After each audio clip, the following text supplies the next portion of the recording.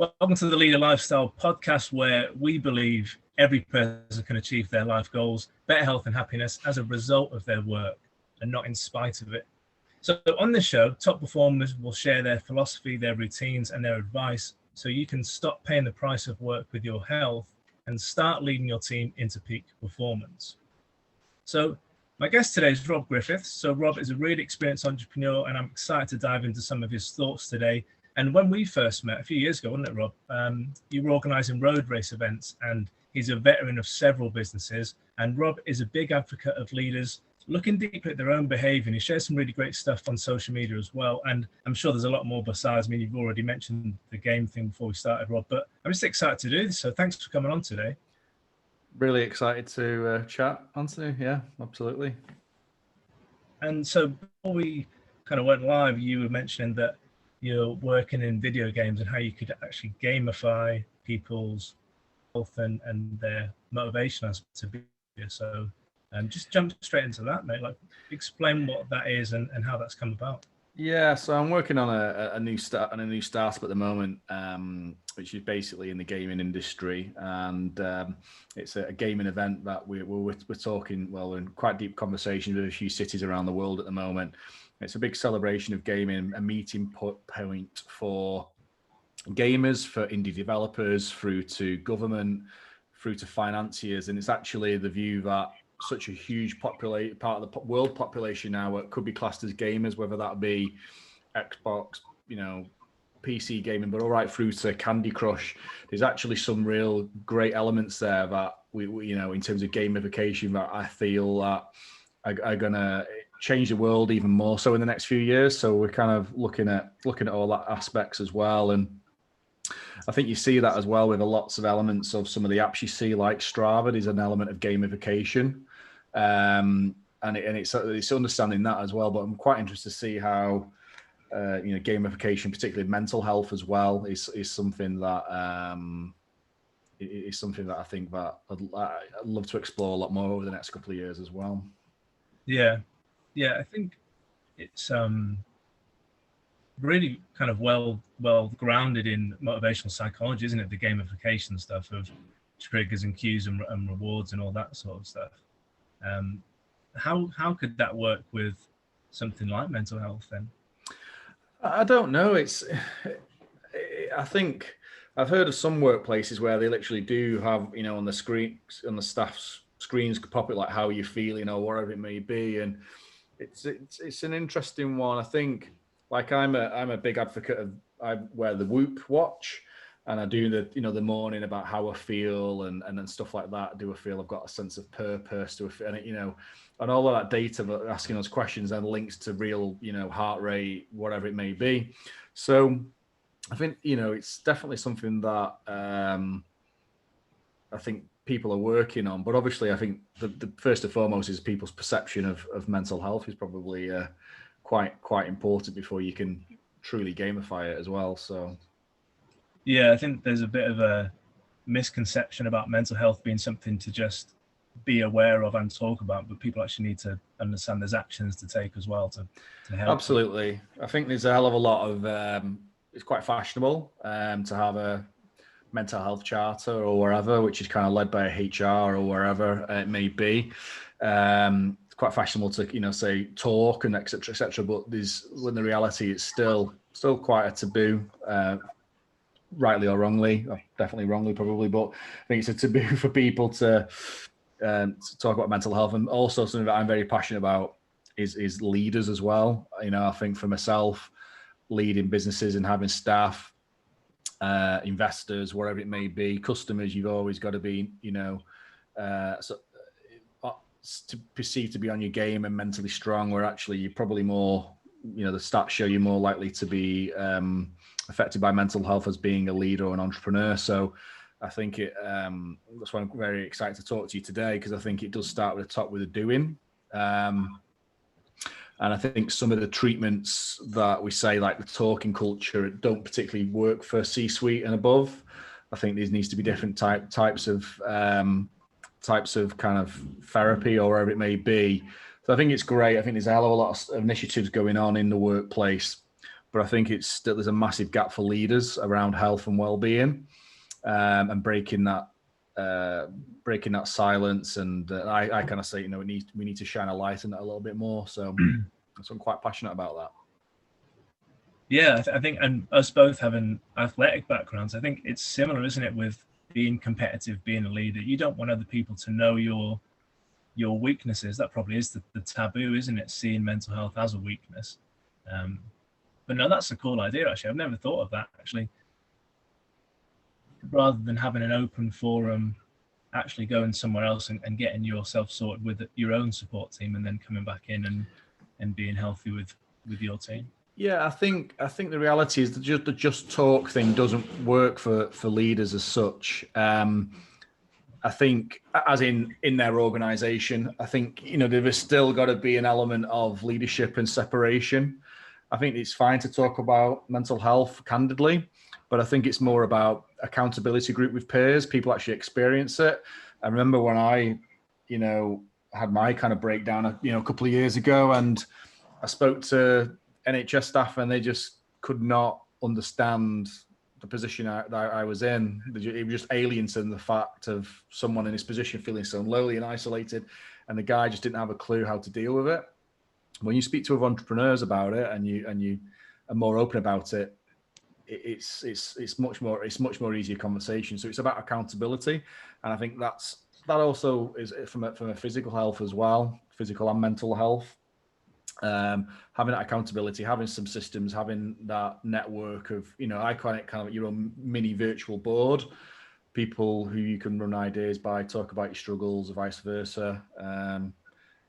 Share books. Books are great. I think, I'm in a culture now where, sharing book recommendations that help, all that kind of stuff is just different, which you necessarily wouldn't do with, staff who are lower down the kind of, the organization chart.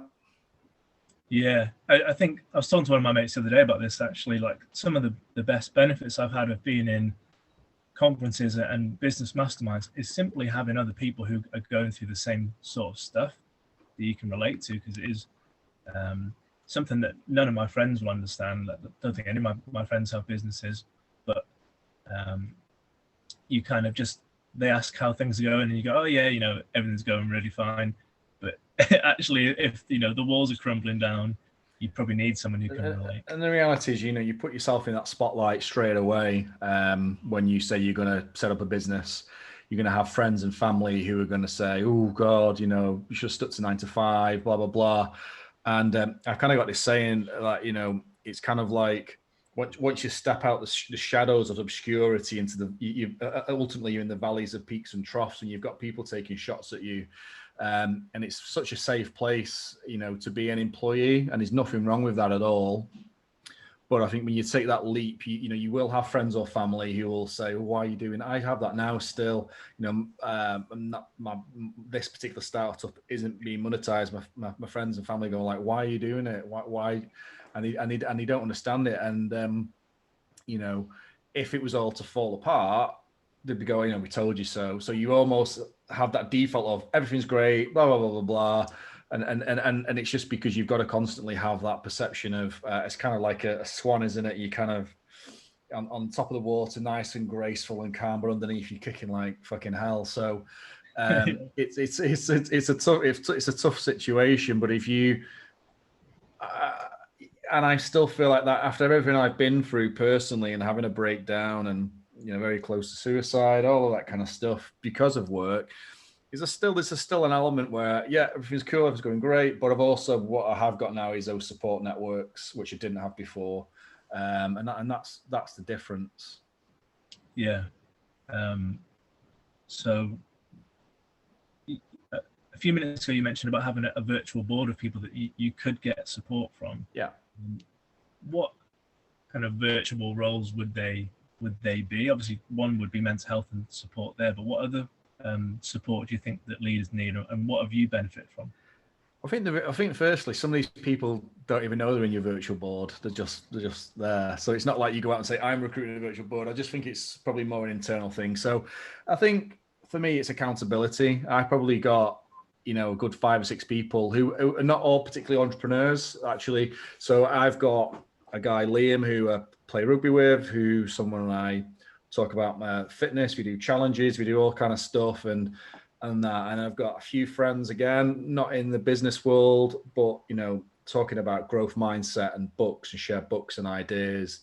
It's things like that, really, I guess. But then right through to, we're looking at, financial management, all of that kind of stuff. It's just, I suppose I'm quite an advocate of kind of really focusing on your strengths, and less so, I think that's where you see a better growth. But obviously in terms of those blind spots, it's just having those people you can go and speak to, really. So I think everybody's virtual board is going to be different, but it's just a case of understanding what are the different components. And it's just sometimes just picking up the phone and having a chat. And that doesn't just apply to business, that also applies to parenting. I know I've got a couple of people I can go and speak to about particular parenting problems or whatever it may be. So it's just, and vice versa, I feel like people could do that with me as well. So have you ever had to cut someone out of your virtual board because they were negative? I think that's definitely something I've done a lot in the last 2 years, is cut a hell of a lot of people out. I think just looking at in terms of, I don't hear or listen to the High Performance podcast with No, I haven't. Jake Humphries and Damien Hughes, but they have this thing about drains or fountains. It's like is a someone or a situation, are they a drain or are they a fountain?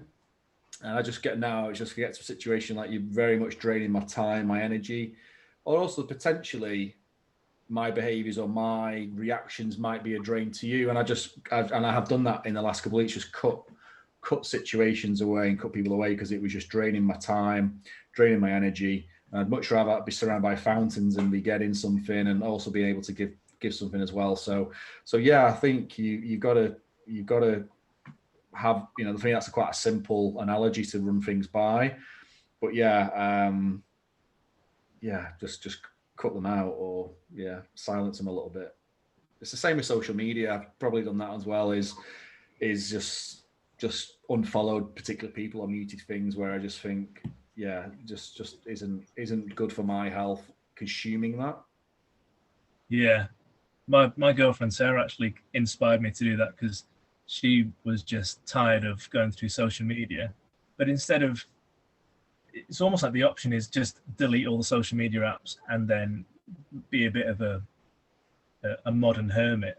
But what she did was unfollow everyone that wasn't kind of adding value to her newsfeed, if you like, and then just followed everything that was really positive. So it ended up being like all these greyhound rescue adoption things that she wants to support, and all these things to do with powerlifting, and everything that's actually inspirational and in line with what she wants to do. Well, I think she follows me, so I'm really happy to hear that. I'm going to have to check that. Yeah. No, she was actually one of the people that said that I need to chat with you and have a conversation about it. So yeah, she does. No, I think it's like over Christmas, I just all the meme accounts like Archbishop of Banterbury and whatever it may. I literally just deleted them because it just skewed just a world of kind of like, this fake news. But then it's just like I just cut it out and actually just feel so much better about it.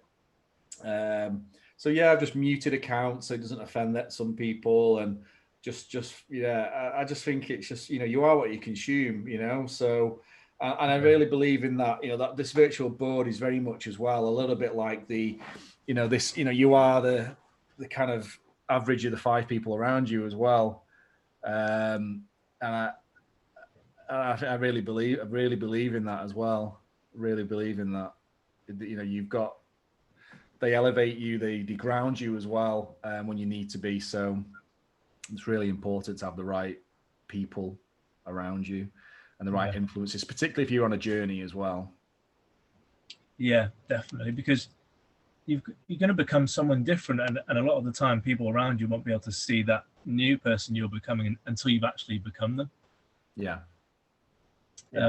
When I first started the gym, I mean, that's 11 years ago now, I was living in a flat with two guys, and in the center of Manchester, and it was just constant parties, and I was like 21, 22, and it was just chaos.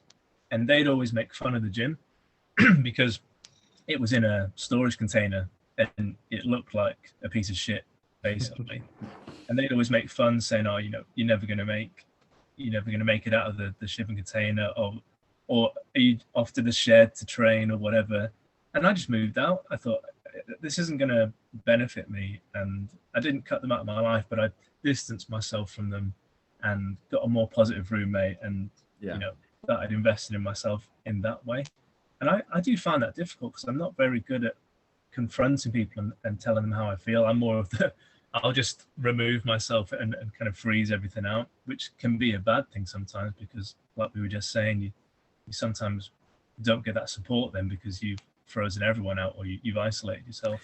Yeah, I think that's something that I've really struggled with, and I've even had that conversation in my head over the last couple of days as well. I was thinking, do I go and not delete, but just delete my apps of Instagram, not even maybe put any content out as well, which I put out daily, because I just need to focus on a few things. I want to focus on a few things, etc. And all those elements. And it's a bit of I've had this thing about, cutting my phone out more, blah, blah, blah, blah, blah. But then I kind of look back and it's like, okay, I just need to have a bit more control myself. And, like this morning I did a workout, and I put a little sunrise post, put my workout on. People might just think, oh God, that's just annoying. But actually, I also know that I do get messages from people who I don't really know. So I got one a few days ago from this guy who I kind of seen out and about in a pub, in the past. And he said, I just want to let you know, your posts about your health and well-being have totally inspired me. We've just had twins, and, I've absolutely caning it. I used to see you, out and about in the pub, always drunk, and I've actually seen what you've done. So thinking, actually, if that's, been a positive influence on someone I hardly know, that's great. But also, particularly the constant project stuff, I don't put content out really for anybody else. People follow it, people engage it, but the main thing for me is it actually allows me to writing content and putting content out is more therapy for me of putting stuff out as well. But again, I know it's, I've had messages there around how it's helped people with mental health and stuff like that. So again, I feel that's like a fountain. It's not braggy. It's not, hey, look at me. It's just like, I'm doing this. And if people go, actually, you know what, I can get up at 7 o'clock and do that as well, that's great. So social media I've got an up and down relationship with it. I probably spend too much time on Instagram than I need to be. I'm not on Facebook or Twitter. But yeah, just refining that consumption of what I want to see and what I want to put out, really. And it's not anything, I'm not putting out a skewed view of my world and this is reality. I'm getting up 6 o'clock in the morning and going out to the workout in the park. That's the truth. It's not, I'm not putting anything that's fake, I guess. But yeah. And I want to eat Jaffa cakes. Well, if people want to know that I've had some Jaffa cakes, I can put that on as well. But most people on social media know that I'm a addict to Jaffa cakes as well. So yeah, I think, well, first of all, that's awesome that you've had such a good response to it. And I think you are probably getting a benefit from actually writing it and teaching it, because then it helps you ingrain those values and behaviors yourself each day. If you're always talking about it, then that's going to be how you behave each day, isn't it? Yeah, I guess so. I think that's the thing. It's an accountability as well. I also think as well, social media can be used in a way. You can get that. Put a workout again. I've had people saying, "Oh, well, just put in little responses," and you do get a dopamine rush. So what's wrong with that? That's good. But also, if I was to stop doing that over the next 2, 3, 4 days, I know I've also got a few people saying, "Hey, are you still working out?" Yeah. So there's also that accountability element as well. So using social media to go out and say, I am going to do this every day, or I'm going to try to achieve that. Yeah, well, you use social media, let it be your conscience. They're not these people like you call, these people you don't really know, but still people will get on your back in a good way. So I think social media is an interesting one. And like I say, it's a relationship that I'm trying to refine constantly. Yeah, I think there's an awareness of if it's changing your behavior in a negative way, you just need to be aware of it because the you mentioned Strava before. I had Strava probably about 2 years ago, and I was doing a bit of running and getting into it, and I found that I was just trying to. I was looking at everyone else's, pace per mile or pace per kilometer, and I was like, right, I'm faster than that person, and I'm going to catch that person. But actually, my training program said that I needed to be in a certain heart rate zone, so it was Yeah. like I actually needed to go slower to get the aerobic benefit, but I was going faster to try and beat other people. So Yeah. after about 18 months, I realized, right, this is benefiting me in no way whatsoever. So I deleted the app and just stuck to like sticking to the heart rate zones and Yeah. post on Instagram if I wanted that. But I think there's a comparison effect. It's very difficult to not do because you'll unconsciously see someone else's post and compare yourself with it. Like if it's another gaming company, I'm sure you'll look at it and the first thought is often unconscious, isn't it? The first impression of something is perhaps not within your control, and it's just being aware of that, I think, and Yeah, having I conversations. also put a post out for a different reason the other day, and I put it on, and it was simple. It's a Theodore Roosevelt one, and it's just comparison is a thief of joy, and it's so true. And I think that applies to social media, but also I think it applies to, like you say, about times and stuff like that. Is, I was thinking about, I was even thinking about it yesterday. I was having a bit of a run around the park, and there was a girl. She must have been like 20 stone, but she was running. And it'd be so easy to for me to dash back and her think, oh my God, this guy's like lapping me like crazy. But actually in my head, I was like thinking, where is she going to be in 3 years' time if she keeps going? And it's like you constantly compare to each other. You're gonna just not enjoy or be present in the moment. So I think that's really important about social media and lots of things in life is just stop comparing yourself to others because you're just not going to enjoy where you are right now, because that girl was lapping everybody else who was sat on their ass on the sofa. Yeah, So so comparison is a thief of joy. I think it just doesn't, comparing yourself all the time is just constantly it's just you're gonna be less present. And when I train with other lads, I want to be faster with them and they push me in the elevator, but that's about elevation. It isn't about the fact that I push myself to the limit, first and foremost, is far more important whether they beat me or didn't beat me at something. So I think that's yeah. really important as well, is your own journey and where you are today, because you can't get from off the couch 20 stone to running a marathon in 2 days. You've got to enjoy every step of it and that journey. I totally agree, mate. I think that Jordan Peterson calls it aiming low, or don't be a perfectionist. Basically, what can you actually do today? I was making fun of one of my mates yesterday because he was like, "Oh, I haven't trained. I've set up an amazing home gym, excuse me, and I haven't used it." And I said, "Well, just do one press up, and then it's like infinite amount more than zero." And just when you do that one press up, you'll probably end up doing 4 sets of 10 or whatever, and getting into the. But it's just that first step, isn't it? That's I think there's an amazing parallel between that and entrepreneurship as well. Is there's so many great ideas that I've never come to light because people have just not took that first step.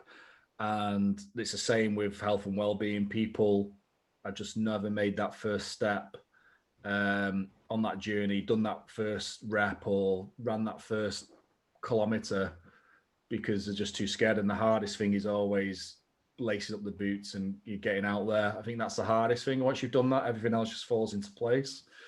And I always say that people that I train with, I just say, look, you've done the hard work. You've got here. You've got up at 6 o'clock in the morning. You've got here. Everything else is a breeze now. And I think that's exactly the same in entrepreneurial journey is you've got a great idea. You've got great intentions, but taking that first step is the hardest. So I think there's a parallel with if you can get up in the morning and do that, how does that translate into your business world of actually taking that step? Getting the reps in is just applies in business as well. It does as to health and fitness. yeah. Well, I totally relate because I do the the negative side of that, where I wait till everything's perfect, then I'll do it.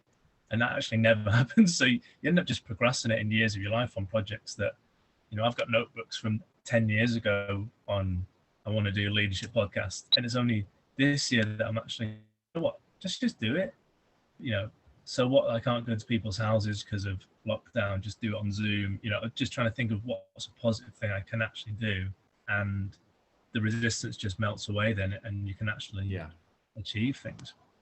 Yeah, you can see that with a lot of people with the gyms closing over Christmas as well. Is, oh my God, I can't do this. It's like, if you can't at least get your 10,000 steps in during lockdown, like, you can do something, and that's just, it's just, don't wait for the perfect. I can be bad at that.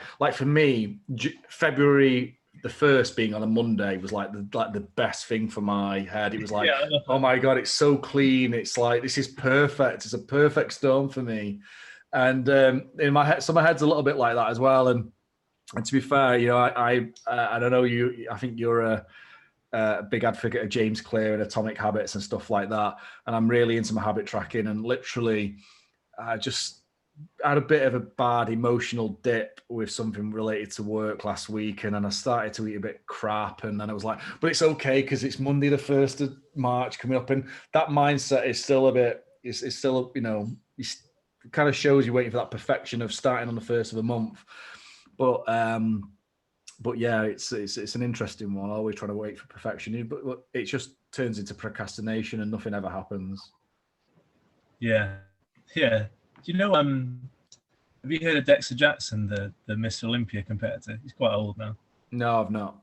Well, he's not that old. He's like in his 50s, but still doing Mr. Olympias. He's got some really interesting, what I call like old man training philosophies. He won't lift with free weights because his joints are kind of getting a bit knackered now, and he doesn't want to injure himself. So his kind of minimum effective approach is I just use machines.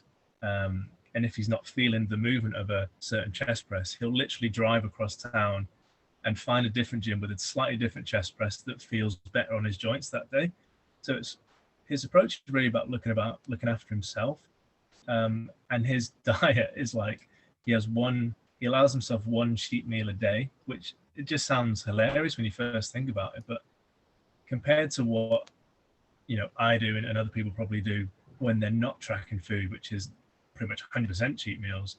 If he's eating 8 meals a day because he's a pro bodybuilder, then it's only 1/8 of his time. 1/8 of his nutrition is bad. 7/8 of it is actually really good. And when you start thinking about it like that, he's making it easy to go to the gym. He enjoys the movements because they feel good on his body. He's getting to eat what he wants every single day. And it's that kind of anti-perfectionism that's made him into a Mr. Olympia competitor for like 20. Yeah, it is really interesting. Like, and that kind of philosophy is what I kind of use with my habit tracking. So literally, I at the end of every month, so last night, I kind of do like a review and reflection of different areas. So through to my mornings, I think mornings are really important. So review how I think my mornings have got, and I've got habits linked to that, movement, nutrition, parenting, productivity. And I just kind of do a page writing my thoughts about how it went. But that's all linked to then setting what my habit tracker will look like. So for this month, I think I've had like, for March, it's got 26 different things that I need to do on my habit tracker every day, which sounds quite a lot. But actually some of that is, morning meditation, 5 minutes, apple cider vinegar with my thingy, reading a page of the Daily Stoic. So there's little things that whatever. And I kind of looked through it last night. I reviewed February's, and there's quite a few reds on it. But actually, when I totted it all up, I hit 91% of my habits for the month. And I kind of look back, and I actually wrote my thing is like, I was 91% in the favor of the person I want to be. Like that's how I view it. And I kind of see it like an election is, to get change, or to get power, you need 50% of the vote. But if you get just 50% of the vote, or just a smidge over, you can never make transformational change because you're always going to be dragged down by the opposition. It's always going to drag you down. So what I try and get is that kind of 85, 90% landslide victory, because then at that point, you know, it's unformidable. Effectively, yeah, you might have had, you know, a cheat meal here, which wasn't on your plan. You might have not got your 10,000 steps in, but actually, you know, when you have something like, I had 655 different votes I could have cast for the person I want to be, you know, and it was around about 550 something odd. So actually, I cast all those votes in favor of the person I want to be, and that's how I see it. So I don't look back and go, oh my God, there was 60 times where I didn't do things. Actually thinking, God, you know, I've done really, really well there. So that's important as well. Is not always having perfection, but actually looking at the bigger picture over a period of a month or a year. No, I really like that. So if we kind of delve into the dark side of business, and obviously you've got these really positive practices now that have come from probably a solution to a problem that you've had in the past. Would you mind sharing your kind of mental health journey with business and kind of pressure and things that have kind of knocked you off course? I think it could be really helpful to open up about that, and then we can work backwards and think, right, that's why you've got these good habits now. Because I think that people, I'm generalizing, but I think that people overlook something so simple as a habit tracker or a morning. They don't see what it's actually benefiting. But if you could share your story, maybe we'll see, right, it's actually the foundation for success. And if you don't have that foundation, you know, bad things could happen. Yeah, sure. So yeah, I was a young dad at 19, 20, worked in the banking industry for about 10 years. And then in the crash, I then kind of started doing a bit of consultancy, and then basically then kind of found my first business, which was in the endurance space. So half marathons, et cetera. And that blew up quite quickly in a short space of time. And I was traveling a hell of a lot around the world, constantly back and forth to America, around Europe. And despite being an industry which is kind of health and well-being, the actual event industry, I think, is probably quite unhealthy. You know, it's long days, it's this, that, and any other. And I had this massive conflict where I, on the one hand, was kind of like running half marathons, running marathons, wherever it may be, going to the gym, training with you, because I felt this perception that, I work in the wellness thing, but also the reality of the industry, and also just the chaotic lifestyle that I lived. Just this massive conflict, which both physically and mentally was just manifesting in so many different ways. I had some levels of success. I bought my first asset for £1, and I sold that for over $1 million. But I was never happy, I guess, on reflection. That didn't give me happiness. That business transaction kind of failed, and that money didn't come through. And just completely lost, I think, both mentally and physically, health-wise. Always trying to do a bit of training. Obviously, I trained with you. I think it was probably a really good spell for me, but also the travel was taking me away from it. But really enjoyed the honesty of coming to train with you guys in the morning, and got quite strong. But it's just that consistency and actually understanding why am I doing this, I think, is quite key. And I think that was lost a lot of purpose in my life. So yeah, I got to a place in 2019, back into 2019, where I was totally mentally and physically broke, financially broke as well. And I tried to take my own life, and thankfully I was stopped from doing that. And that was just kind of a bit of an awakening on many levels, really, and started to put things in a lot more context as to the importance of life.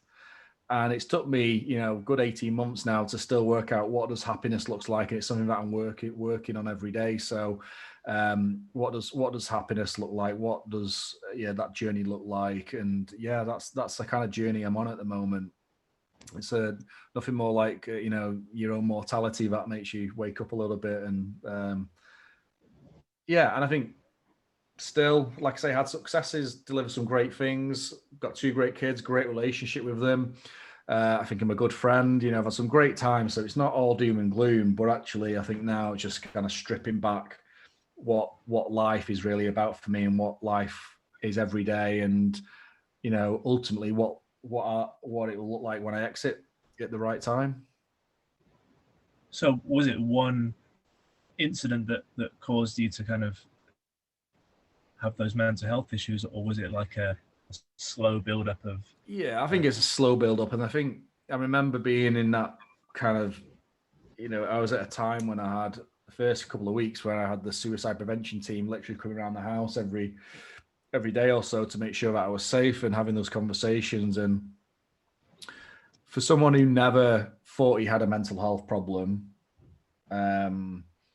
it was then having a conversation. And then I remember the guy saying, do you know now you've backed up to nearly 15 years now of like issues you've talked about? And again, just completely blind that I had these mental health issues. So it's had lots of issues that I wasn't aware of. I just thought were just life.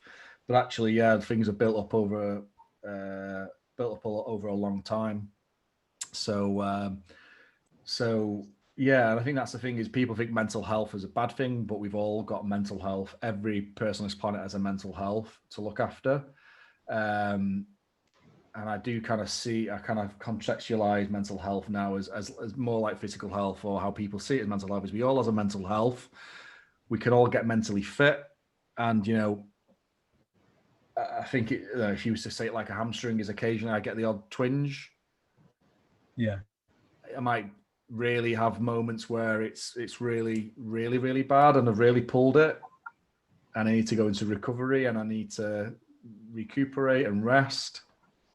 Yeah. But it's always got to be looked after. It's a constant thing. You're never going to say I'm mentally well. It's like it is a health.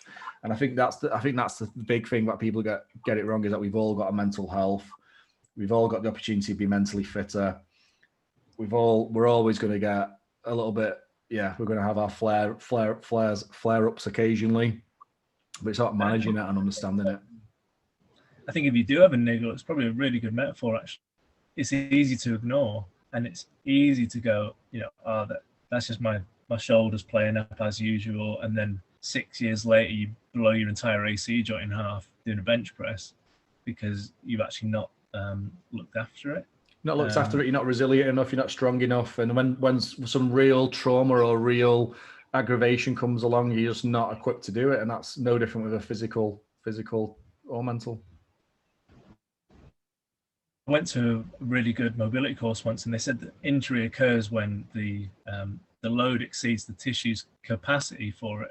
And I think that's the same with mental health. If the load you're under exceeds your capacity to deal with it, the only thing that can happen is you break. I think someone said to me about suicide is that everybody on this planet's got it. Everybody's on this planet's got it in them. I think everybody's capable of doing it. It's just about how far you can go. Sorry, can you hear that? Yeah, don't worry, man. I can hear it. One sec. There's people banging around in my house. It's all good. I'll have to edit this bit out. One sec. I see if it's going to be. I'm getting my bathroom done today, so. It's not too loud, to be fair. Okay. Cool. Okay. Crack on. So, did you have like talking therapy and support? I'm just aware that people might be going through some. Yeah, I had talking therapy, and I think that's the first time I really did start to speak. And I think as well, when you crash so low, it just does allow you to have this freedom just to speak.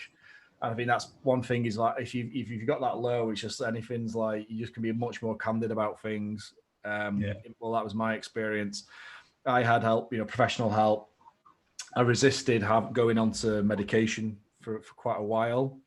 Eventually I was kind of persuaded to go on that, and I kind of the way that kind of got described to me was I got some help by the rugby league cares people who kind of like the help with mental health for professional players mainly, but those guys reached out and helped me, and what really was described to me is like a tablet does not, isn't going to solve your mental health problem. It's part of a suite of things that you need to build out your own way. So that whether that be meditation, whether it be physical exercise, maybe be talking therapy, these are lots of things where I think a lot of people just think a tablet will solve everything for them. But I think that's not the case. I don't believe in that mental health is just a chemical imbalance. I think there's a cause behind that. I don't know if you ever read the book Lost Connection by Johan Hari. Talks about where mental health comes from.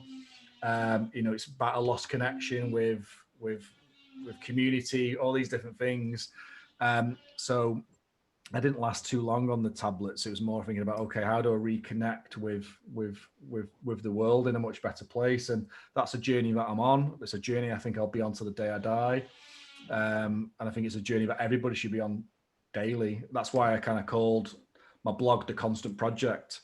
It's kind of like, this is something that I've got to show up every day. I've got to constantly be working at having a good life. How did that change your approach to business? Or was that like the start of last year, 2020? So yeah, 2020, I think I kind of started, I did a podcast with a guy called Mike Winnett, and that just blew up. It got like, I think it's up to like 45, 50,000 views on YouTube. And I had all these kind of like business people, entrepreneurs coming to me going like, wow, like that's just unreal. Like you've just described how I feel. And it kind of put this spotlight on, actually, God, there's a bigger problem than everybody's going through it who's an entrepreneur or potentially going through it. And that's where the Constant Project came about. And I just kind of just being open and candid just helped. And, it's just that vulnerability just seemed to kind of like get a good reaction and fueled this journey really. And then I think lockdown came, but not too long after. And for the first few weeks, I kind of took the view, like, oh my God, I was starting on this journey and this is kind of like stopping me. But it didn't take me too long to realize that actually this was a great opportunity for me. And that's what I have used the last year of lockdown is, I've had my moments, but at the same time, I've lost, 45 pounds. I've read a shed load of books. I've started to meditate. I journal every day, practice, being grateful, all these different, learning about the power of habits. It was a great opportunity where the distractions of going out or doing this or the expectations of the world, I was just allowed to be. I was allowed to recenter at home. Home was a place, it was just a place that I felt like a pass through, but actually being that forced at home and being with the kids and turning a house into a home and making it my center, a place where I work, a place I could work out, a place I could spend time with the kids, and just completely change my mindset. So lockdown was really, really good for me. Probably came at a really good time. Awesome.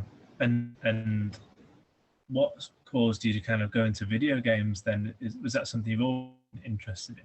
It's a project that I was working on before I had my big crash, really. And it was more out the fact that my two kids were really into Fortnite. And then I was watching their habits of not just playing the game, but also them watching streamers play the game. And then from my business side of me was looking at the economics of these kids who are in a bedroom making millions a year, thinking, God, this is really interesting. Just started to kind of learn.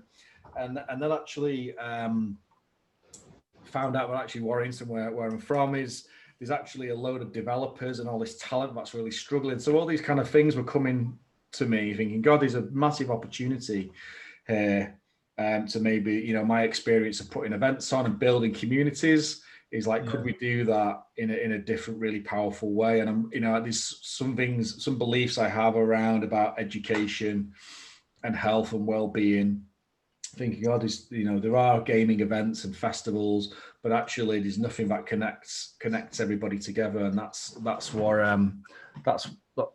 it's got to at the moment. Yeah. Esports is pretty huge, isn't it? In terms of them actually being athletes. Esports is really interestingly because everybody's a lot of focus on esports at the moment. The gaming industry is worth about $153 billion dollars, US dollars at the moment, but esports only accounts for 1 billion of that. So there's lots of attention on esports, but it just shows that underneath that iceberg, there's a hell of a lot of an ecosystem of developers, gamers, indies, wherever it may be. So yeah, there's a hell of a lot of attention in esports. It's a little bit like, my experience of in the running industry. You have your big marathon majors, New York Marathon, London. You can see that like your esports. But below that, you've got your local park runs, your clubs, your grassroots. People just go out for a run casually. There's all of that effectively go, and that's how I see the gaming industry. It's a bit like that, using a quite a simple analogy for me, working in the running industry for so long. There's a lot of focus on esports, but below that, that's where the opportunity is to enable those people and give them a voice. And that's through helping people get jobs as developers, or just getting into the... Yeah, absolutely. It's just connecting ideas with investment and people who want to get into industry with jobs. So it's really exciting. And it's something, again, we've done that stuff before with the running events about, getting great health outcomes or economic impact outcomes for cities. This is no different. And it's just a really exciting space, I guess, as well. And it's getting a great reaction from the conversations we're having around the world, and we should be we're getting close to launching our brand in the next couple of months. Cool. So when's the first event? Have you got that? Our aim is to be Q4 of 2022. Wicked, man. That's really exciting. It's been a bit, in terms of an idea that I was working on in 2018, 2019. So it's been a long old slog. There's lots of personal trials and tribulations in between, but yeah, just it's a hell of an undertaking to get people on board and investment, I guess. Yeah. Well, it's awesome, man. Because I think that kind of sums up that journey of you perhaps doing something that was damaging you in terms of your mental health and even your physical health, because like you said, once you were able to get out of that situation and be at home or have a better environment, you've got fitter and lost weight and being able to do what you are clearly a lot more passionate about by the sounds of it, with the video games and the events. It's not just that. I think I feel like when you go so low, it's so easy just to kind of give up on your life and stuff. I'm still very ambitious. Still want to achieve some great things, but actually my life's a great success right now. I go to bed every night knowing that me and the boys are healthy. Everything else is a bonus. It's that kind of stoic, really starting to get into stoic philosophy as well. So actually knowing that here and today is the best it's ever going to be, and it's trying to live like that. It's not like living it every day like she last, because I just think that I don't really buy into that concept. But actually knowing that, you can go to bed grateful every day, and success isn't an exit on a business. It isn't a dollar amount.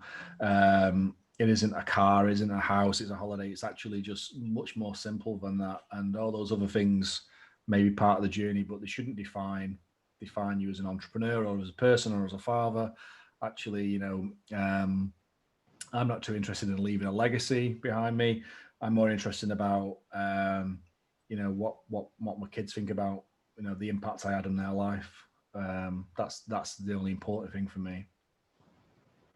Yeah, well, that's awesome. That's a really nice message. Now, I think we could probably wrap it up pretty soon, but if you were going to give perhaps a few things that an entrepreneur or an executive or a manager was going to do every day in terms of a habit, or perhaps in terms of value, like feeling that they're on purpose with their life, they've got some meaning to their life, what are those things that you think are essential that a leader needs to have, not just for themselves but also to demonstrate to their team and have a really good culture within their organization?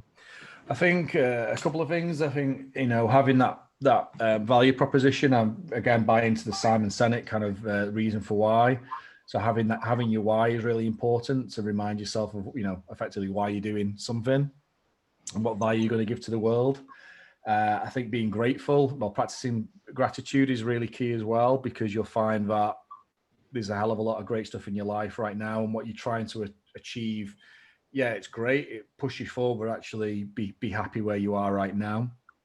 I think that's probably the two key things. But also, I think, I said about the habits as well is just understand and having your habits pointing towards that why as well is really key. So that about every step, every day you can make some steps. You can spend an hour on something that whether that be your fitness or a business idea, but actually will lead to that. I think it's just it's getting the reps in. I think just getting the reps in every day and showing up, and something is better than nothing. Yeah, that's awesome, man. I think if I could, I'll probably clumsily walk all over your message with a little summary, but we train a lot of powerlifters now in the gym. That's pretty much all we cater for now is powerlifters. And we've got a bit of a running joke that a newbie powerlifter will come in to powerlifting. They'll follow a load of people on Instagram. They'll see people that are their same weight class, and they'll start comparing themselves to them. Then the next point is they feel suddenly overwhelmed that they'll never be as those people, and they feel terrible about themselves. And then they'll actually stop comparing themselves and kind of remove themselves from that comparison. And instead they'll commit to, I'll never be that strong, but I'm just going to train 4 times a week. And that's when they actually get strong, is when it becomes a process goal instead of a kind of an ego goal. Yeah, I agree with that. I've got a friend who I'm doing a bit of mentoring with at the moment, and he kind of described to me this shelf. He goes, I've got this shelf, and I want to keep pushing it higher. I want to keep pushing this shelf higher.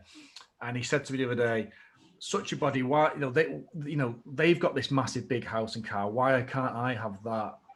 I said, well, yeah, you can push yourself to that. But once you've got the same car as him and the house like his, is your terms of reference is going to change, and you're going to want to keep pushing that. You're not going to be happy with that. You're going to be around with new people, and you're going to keep pushing it. So I said, rather than just reaching for the shelf, I was like, be the shelf.